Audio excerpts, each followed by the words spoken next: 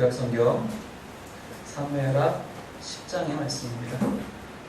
구약성경 사무엘하 10장 1절부터 마지막 절까지 구약성경 사무엘하 10장 1절부터 마지막 절 19절까지의 말씀 저와 여러분 한 절씩 번갈아 가면서 읽도록 하겠습니다. 제가 먼저 1절을 읽겠습니다. 그 후에 암몬 자손의 왕이 죽고 그의 아들 한운이 대신하여 왕이 되니 다윗이 이르되 내가 나하스의 아들 한운에게 은총을 베푸되 그의 아버지가 내게 은총을 베푼 것 같이 하리라 하고 다윗이 그의 신하들을 보내 그의 아버지를 축상하라 하니라. 다윗의 신하들이 암몬 자손의 땅에 있네.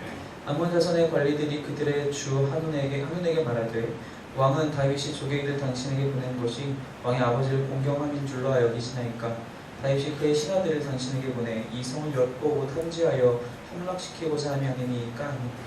이에 한운이 다윗의 신하들을 잡아 그들의 주의 jordan을 갖고 그들의 얼굴에 죽은 굴기까지 자르고 돌려보내매 사람들이 이 일을 다윗에게 알리니라. 그 사람들이 크게 부끄러워하므로 왕이 그들을 맞으러 보내 이르기를 너희는 수염이 자라기까지 여리고에서 머물다가 돌아오라 하니라.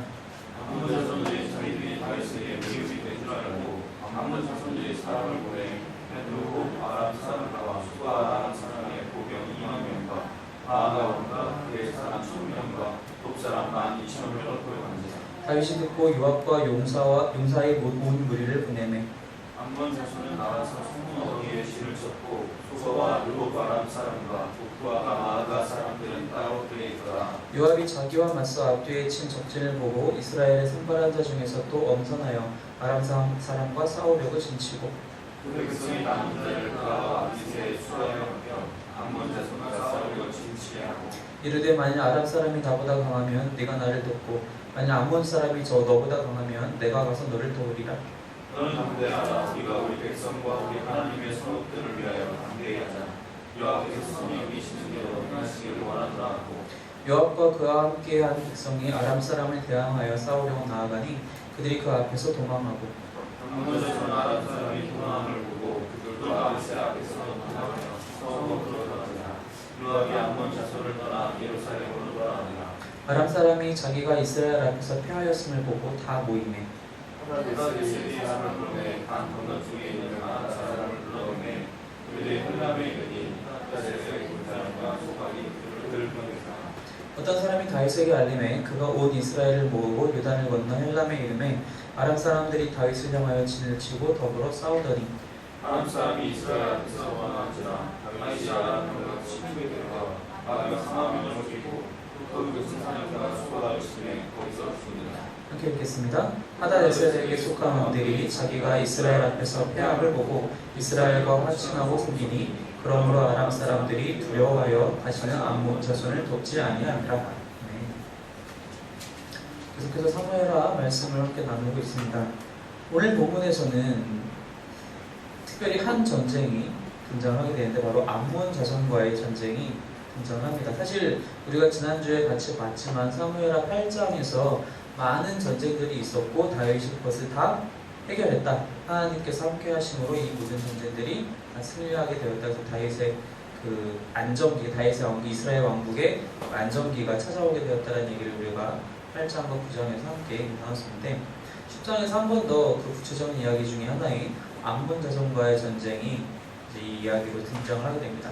대략적인 줄거리가 어떻게 되냐면은 암몬 자손의 왕이 죽었다라고 1절 말씀에 오늘 본문 1절에 나와 있어요. 한운이 대신 그 왕이 되었다라고. 그 아버지 나하스가 죽고 한운이 이제 왕으로 올라간 것이죠. 원래 암몬 자손들은 암몬 족속들은 이스라엘과 그렇게 친한 사이가 아니에요.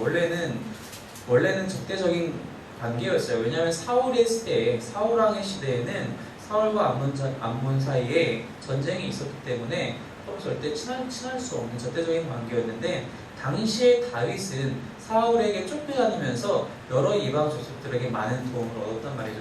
그 중에 하나가 또 암몬 자손이었고 거기에 나하스 왕에게 은혜를 받은 것 같아요. 그것을 이제 2절에서 그렇게 언급을 하죠. 내가 그때 어려울 때 나를 많이 도와줬으니 나도 여전히 너희를 돕고 싶고 우리가 여전히 화치를 해서 이제 친하게 지내자. 우리 어떤 관계를 외교 관계를 수립했으면 좋겠다.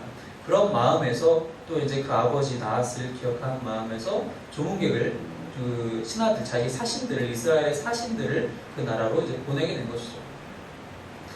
그랬는데 그 조문객들이 오니까 이 암몬 사람들이 생각하기, 특별히 이 신하들 관리들이 생각하기를 어떻게 생각하냐면, 쟤네들은 괜히 온 것이 아니다. 좋은 마음으로, 좋은 목적으로 온 것이 아니라 우리를 다 염탐하고 우리를 침략하기 위해서 분명히 왔을 것이다. 그렇게 생각하고 그렇게 왕에게 간언을 합니다. 왕이 귀가 얇아요. 그 얘기를 듣자마자 맞다, 그런 것 같아. 이제 갓 왕이 됐기 때문에 아직 그런 것들을 잘 파악할 수가 없었을 수도 있었겠죠. 그래서 4절 말씀해 보니까 그 사신들을 정말 굴욕적인 모습으로 돌려보내게 됩니다. 수염 절반을 깎고 옷을 잘라서 돌려보내게 돼요. 이스라엘 사람들, 대부분의 그 당시 고대 사람들에게서는, 남자들에게는 특히 수염이 나이가 먹으면 먹을수록 자라는 거잖아요. 우리나라 사람도 조선시대, 고려시대에 수염을 다 자르지 않고 이렇게 길게 길렀었잖아요. 그 수염을 자른다는 얘기는 그 사람에게 수치와 모욕을 준다는 얘기예요. 게다가 옷까지 자르고 보내게 됩니다. 귀가 얇아요.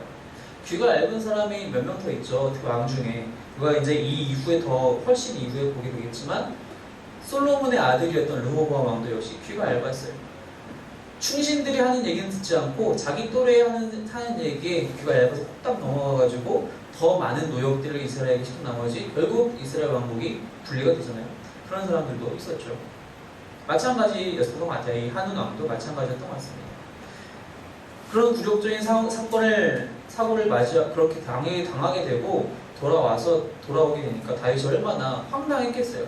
자기 정말 좋은 마음으로 보냈는데, 조문객으로 보내고 또 화치를 맺기 위해서 보냈는데 엉뚱하게도 엄청난 수치를 입고 이 사신들이 돌아오게 된 거예요. 이 사신들을 좀 위하는 마음에, 너희가 지금 당장 예루살렘에 들어오면은 다른 사람들에게도 다 이렇게 웃음거리 될 수 있으니 잠깐 기다렸다가 그런 수치를 다 마음을 회복하고 돌아와라. 근데 그러는 와중에 무슨 일이 생기게 되냐면 6절 말씀에 보니까 이 암몬 사람들이 자기들이 그렇게 하고 나서 생각을 해보니까 아차 싶은 거예요. 암몬은 절대 큰 나라가 아니거든요. 암몬은 절대 큰 나라가 아니에요. 근데 자기가 큰 나라, 왜냐면 다윗은 지금 승승장구하는 시대였기 때문에 이스라엘에게, 특히 다윗에게 미움을 샀다라고 생각을 그때서야 깨닫게 된 거예요. 그때 깨닫고 나서 한 행동이 참 어리석은 행동인데, 무엇이냐면은 많은 용병들을 고용을 합니다. 아랍 사람들을 엄청나게 데리고 와서 용병으로 고용을 해요. 그 얘기를 듣고 다윗이 가만히 있을 리가 없었겠죠. 그래서 요압과 군사를 또 보내게 됩니다. 그래서 결국엔 전투가 벌어지죠. 당연히 다윗이 승리를 했어요. 근데 이 승리는 완벽한 승리는 아니었어요. 어쨌든 어느 정도는 도망했다라고 13절에서 그렇게 이제 이야기를 합니다. 그리고 나서 다 도망간 다음에 이 용병으로 왔던 아랍 사람들이 또 마음에 찔림이 생기게 되는 거예요. 우리가 암몬 사람을 돕다가 이렇게 많이 당했는데 다윗이 이제 우리를 미워하면 어떡하지? 우리가 괜히 암몬 편을 들어가지고 우리까지 같이 미워하면 어떡하지? 하고 또 엉뚱한 짓을 벌이는데 또 자기 사람들을 모아서 또 군대를 조직을 해요. 역시 한 번 더 전쟁이 발생을 하게 되죠. 그리고 나서 결국엔 물론 이 15절 이후의 사건은 바로 이제 이 사건, 암몬 족속과의 전쟁이 끝나고 나서 바로 이루어진 사건이 아니라 좀 시간이 지나고 나서 결과적으로 이 모든 전쟁의 시기가 끝난 후에 결과적으로는 19절의 결과가 나타나게 됐다고 합니다. 이스라엘과 하춘하게 되었고 아무도 이제는 암몬 족속을 돕지 않게 되었다. 이게 바로 10장의 줄거리입니다. 그런데 이 10장을 읽어보면서 우리가 생각해 봐야 될 것이 무엇이냐면, 하나의 전쟁을 어떤 이제 이런 오해 혹은 어리석은 생각으로 인해서 발생한 이 전쟁을 굳이 이렇게 길게 한 장을 소요해서 묘사할 필요가 과연 있었을까? 왜냐하면 8장이나 이미 이전 장에서 다 그렇게 얘기를 했어요. 어디와 승리했고, 어디와서 승리했고, 어디에서 승리했다. 다 이렇게 다윗이 모든 전투를 승리했다. 그런 얘기로 다 그냥 요약하고 사실은 끝내고 가도 될 만한 이야기예요. 크게 중요하진 않아요. 다윗은 늘 승리했으니까요. 그거 한 가지 우리가 생각을 해봐야 되고, 물론 같은 맥락이기도 하지만 또 한 가지는 이 본문 안에 하나님이 정말 한 번도 등장하지 않습니다. 딱 한 번 요압이 언급을 해요. 여호와께서 12절에 보니까 여호와께서 선히 여기시는 대로 행하시기를 원하노라. 이건 요압이 그냥 언급했던 것 뿐이지 이 모든 전쟁에서 하나님께서 실제적으로 등장하지는 않으십니다. 그거 한 가지도 우리가 좀 생각을 해봐야 된다는 것이죠. 왜 이 사무엘하의 저자는 이 10장의 내용을 여기에 배치시켜야 했을까? 여러분들 이미 지난달 그 전달에 다 사무엘하 말씀을 가지고 생명의 성 PT를 다 하셨기 때문에 이미 이 뒤의 내용을 다 아시잖아요. 11장부터 어떤 내용이 벌어집니까? 11장에는 이 암몬 족속과의 그 전쟁이 아직 안 끝난 상황이에요. 아직 안 끝난 상황에서 밧세바 사건이 터지게 됩니다. 그 문제에 대해서 나단 선지자가 지적하고 첫째 아들이 죽고 솔로몬이 나타나고 그 이야기가 12장까지 쭉 흘러가게 돼요. 그 이야기 앞에 이 10장의 내용을 배치한 데에는 어떤 이유가 있을 거라는 겁니다. 그것이 무엇이냐? 밧세바 사건에서 보면은 우리아는 사실 우리가 여러분들 읽어보셨으니까 아시겠지만 우리아는 정말 충신이에요. 그죠? 다윗이 가라고 하면 가요. 정말 거기는 정말 죽을지도 모르는 거의 100% 죽을 것만 같은 전장인데도 우리아는 명령받고 가요. 그리고 자기는 군인이기 때문에 아직 전쟁 중이기 때문에 난 집에도 안 들어갈 거다. 도성까지 왔음에도 불구하고 집에도 안 들어가고 그냥 다른 군인들과 같이 천막에서 지내다가 다시 또 전장으로 떠나는 우직한 사람이었어요. 근데 그 와중에 다윗이 하는 일은 무엇이냐면은 어떻게 해서든 우리아를 죽이려고, 어떻게 해서든 우리아를 속이려고 하는 모습이 이 이후에 나타나요. 어떻게 보면 다윗은 자신에게 선으로 행하는 우리아를 악으로 갚은 거예요. 근데 그 이야기가 거기서 처음 시작되는 것이 아니라 바로 오늘 우리가 읽었던 이 사무엘하 10장에서 시작이 돼요. 그래서 비교가 됩니다. 무슨 뜻이냐? 다윗이 좋은 마음으로 사신들을 보냅니다. 근데 그것을 이 암몬의 어리석은 자들은 악으로 갚아요. 선을 악으로 받게 됩니다. 그리고 나서 다윗이 어떻게 행동하죠? 당연히 화가 날 수밖에 없어요. 화가 날 수밖에 없어요. 어떻게 보면 이건 당연한 거예요. 다윗이 군대를 준비시켜서 전쟁에 내보내는 건 어떻게 보면 당연한 일이에요. 당연한 일이에요. 그런데 이 이후에 다윗은 사실 그렇지 않아요. 오히려 다윗이 반대 입장이 돼서 선을 악으로 갚게 되는 상황으로 돌변하게 됩니다.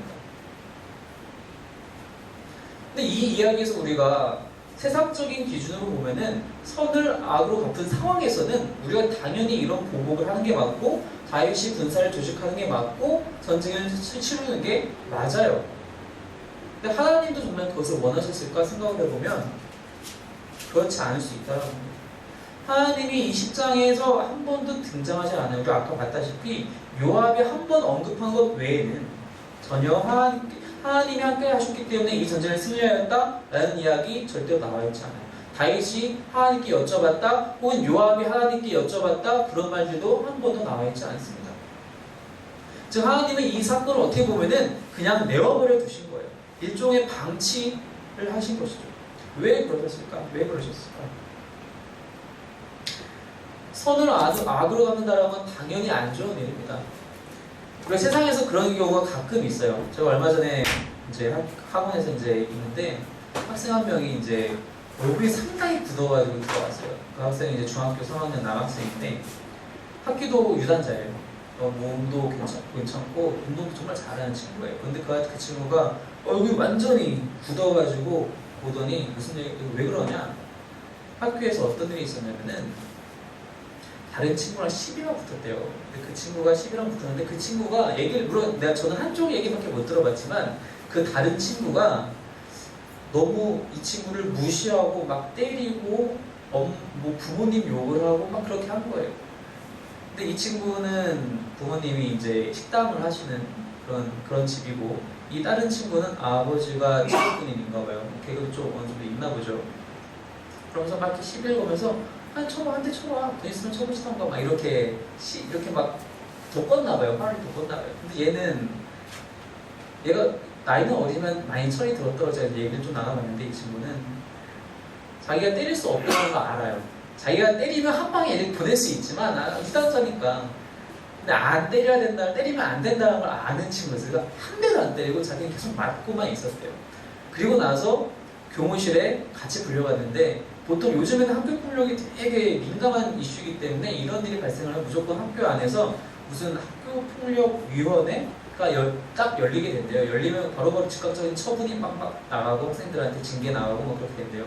이 경우에는 그게 안 열리고 그게 안 열리고 선생님들이 다 제 학생한테 얘기하기를 야 잘 참았어. 그거 대인배 잘 참았어. 너 운동하는 애잖아. 너 때리면 안 되는 거 알잖아. 잘 참아. 그냥 똥말았다 생각하고 넘어가자. 근데 이 친구는 그게 억울한 거예요. 자기가 만약에 한 대라도 때렸으면 자기는 정말 거의 정확감일 텐데 나는 그걸 다 참아고 넘겼는데 저 친구한테는 아무런 피해도 안 가고 나는 무조건 참아야만 하는가? 세상에서는 그런 일들이 발생을 하면은 잘 참았어 대인배야 라고 얘기할 수 있어요. 우리가 악을 당하게 될 때 여기서의 10장에서의 다윗처럼 악을 당하게 될 때 우리의 반응은 어때야 됩니까? 물론 겉으로 나타나는 반응은 똑같아요. 우리는 참아야 돼요. 우리는 그것을 참아야 합니다. 근데 그것을 참는 것을 넘어서서 우리는 그것을 선으로 갚아야 합니다. 그것이 예수님께서 우리에게 하신 말씀입니다. 원수를 사랑하라. 마태복음 5장에서 산상수훈에서 예수님께서 말씀하시잖아요. 너희가 너희들 사랑하는 사람을 사랑하는 것, 그리고 율법에 나와 있는 대로 눈에는 눈, 이에는 이로 복수하는 것 그렇게 나와 있지 않느냐? 하지만 나는 다시 얘기하노니 원수를 사랑하라. 그게 예수님의 말씀이었어요. 악을 손으로 갚는 것이 예수님의 말씀이었어요. 근데 그것은 비단 신약시대에 넘어가서야 새롭게 생기는 이야기는 아니에요. 구약시대에서도 그런 이야기는 존재했어요. 말씀을 같이 볼까요? 잠언서 말씀입니다.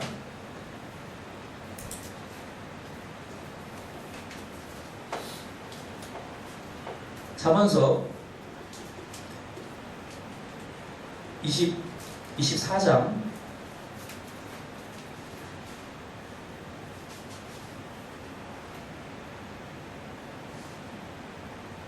25장입니다. 죄송합니다. 25장입니다. 잠언서 25장 21절, 22절 말씀입니다. 잠언서 25장 21절, 22절 말씀 함께 읽겠습니다. 시작.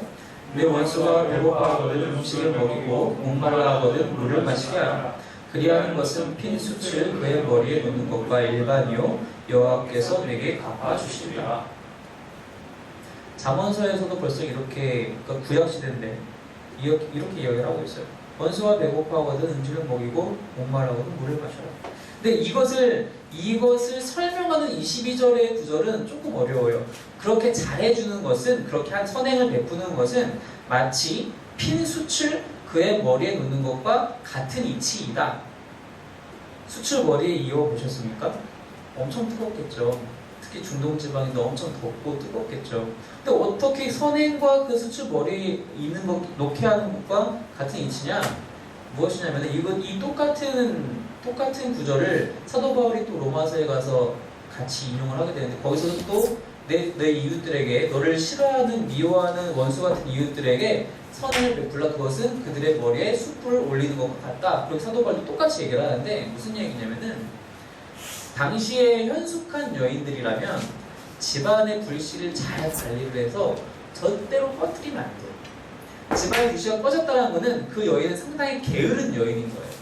게으른 여인이고 집안일에 신경 안 쓰는 여인이고 정말 많은 사람들에게 지탄받을 만한 여인이라는 뜻이 되는 거예요. 만약에 어떤 사람이 불을 꺼뜨렸다고 생각을 하면 불을 다시 갖고 와야 되잖아요. 불을 스스로 만들어낼 수 없이 다른 사람의 불을 빌려서 붙여야 되는데, 이웃집에 가서 그렇게 불을 빌린단 말이죠. 근데 만약에 그 사람이 나의 원수 같은 사람이었다면 제가 불을 주고 싶겠어요? 안 주고 싶어요. 그런데 여기서는 잠언서도 그렇고 사도 바울도 그렇고 예수님도 그렇고 불을 빌려주라는 얘기예요. 그 불을 빌려줘서 그 원수된 자가 그 불을 너무 부끄러워서 내가 제 사람한테 그렇게 못했는데 맨날 나쁜 짓 하고 그랬는데 얘는 나한테 불을 빌려주는구나. 얼굴도 못 들고 이렇게 불만 들고 자기 집으로 돌아가게끔 해라. 그렇게 너의 선행을 선으로 악을 갚아라. 그게 잠언서의 말씀, 로마서의 말씀, 그리고 예수님의 말씀이라는 겁니다. 그게 바로 오늘 사무엘하 10장에서 다윗이 사실은 했어야 할 행동이었다는 겁니다. 다윗은 그렇게 하지 않았어요. 우리가 왜 그렇게 해야 되느냐? 우리가 왜 그렇게 해야 되느냐 그렇군요. 예수님이 말씀하셔서 잠언서와 얘기해서 사도 바울이 그렇게 하라고 얘기해서 그렇게만 얘기하면 아직 우리에게 제대로 와닿지가 체감이 안 돼요. 그럼 아까 얘기했던 그 학생의 이야기처럼 우리가 대인배가 되기 위해서 아니라는 겁니다. 우리가 악을 선으로 갚는 것은 그 이유는 하나님께서 우리에게 그렇게 하셨기 때문입니다. 우리가 죄악 가운데 죽을 수밖에 없는 자들이지만 하나님은 우리의 악을 보시고도 선으로 갚으셨어요. 예수 그리스도의 십자가 사건으로 말미암아 우리는 우리의 악이 선으로 뒤바뀌는 것을 보게 됩니다. 우리가 악을 선으로 갚는 것은 내가 대인배가 되고자 하는 마음 때문이 아니라 세상에서 그렇게 칭찬받고자 하는 마음 때문이 아니라 그렇게 함으로써 예수 그리스도의 의를 드러낼 수 있기 때문입니다. 그렇게 함으로써 예수 그리스도의 십자가의 그 사랑을 우리가 드러낼 수 있기 때문인 것입니다. 그렇기 때문에 우리는 악을 선으로 갚을 줄 알아야 된다는 것입니다. 다윗은 이 11장 이후부터는 완전히 반대 입장이 돼서 오히려 다 자기 스스로가 선을 악으로 갚게 되는 자가 되어버리고 말죠. 그것을 대조하기 위해서 이제 이 장면을 그 사건 바로 앞에다가 배치를 시키게 됩니다. 또 한 가지 우리가 봐야 될 것은 무엇이냐면 두 번이나 어리석은 행동들이 나타나는데 그건 무엇이냐면 암몬 자손들이 아차 싶었을 때 아람 사람들을 용병으로 고용한 것 그 한 가지와 아람 사람들이 아차 싶었을 때 또 군대를 조직한 일들입니다.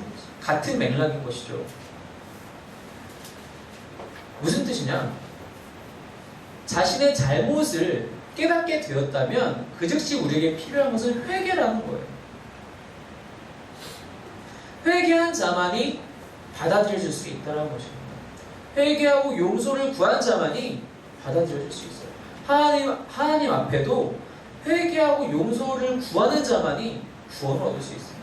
그렇지 않고 나는 죄인이 아니다라고 그렇게 우기는 사람들은 절대 그럴 수 없어요. 절대 그걸 얻을 수 없다는 것입니다. 이 문제에 한해서는 다윗이 이 이후에 참 잘해요. 그죠? 바세바 사건 이후에 바로 지적받았을 때 바로 회개합니다. 아, 그게 나구나. 선지자가 얘기하는 그 비유가 나구나. 내가 그런 엄청난 죄를 지었구나. 하나님 저를 용서하여 주시옵소서라고 회개하고 눈물로 회개하고 뉘우치게 됩니다. 그렇게 해서 나온 시편이 바로 시편 51편이잖아요.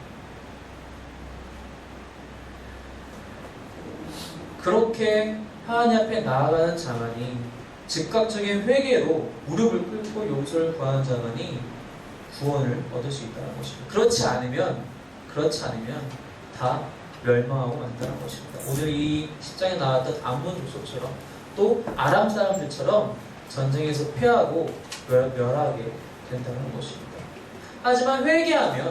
하지만 다윗과 같이 회개하면 구원을 얻게 되고 그래서 악을 선으로 갚으시는 하나님의 사랑을 체험할 수 있게 된다는 것입니다. 그리고 그러한 사랑은 그 사람 스스로도 다른 사람들을 대할 때, 특별히 자신의 원수를 대할 때에도 악을 선으로 갚을 수 있게 된다는 것입니다. 왜? 그것을 통해서 그리스도의 의의가 드러날 수 있기 때문입니다. 그것을 통해서 하나님의 사랑이 흘러갈 수 있기 때문입니다. 그것을 통해서 하나님의 나라가 확장될 수 있기 때문입니다. 쉽지 않습니다. 날마다 우리는 원수 같은 사람들을 맞닥뜨려요. 그것이 학교가 됐든 직장이 됐든 가정이 됐든 길거리에서 만나는 생판 모르는 사람이 됐든 운전하시는 분들 아시잖아요. 운전대만 잡으면 다 원수가 돼요. 갑자기 주변들이 막 막말이 막 나가죠. 그럴 때마다 악을 선으로 갚으시는 그리스도의 사랑을 누구보다도 잘 증거할 수 있는 저와 여러분이 되길 소망합니다. 그래서 하나님의 나라가 확장되고 예수 그리스도의 그 십자가의 사랑이 드러나는, 나의 삶 때문에, 나의 행동 때문에, 나의 말과 생각 때문에 드러나지는 그런 저와 여러분이 되시기를 주님의 이름으로 축원합니다. 이렇게 기도하겠습니다.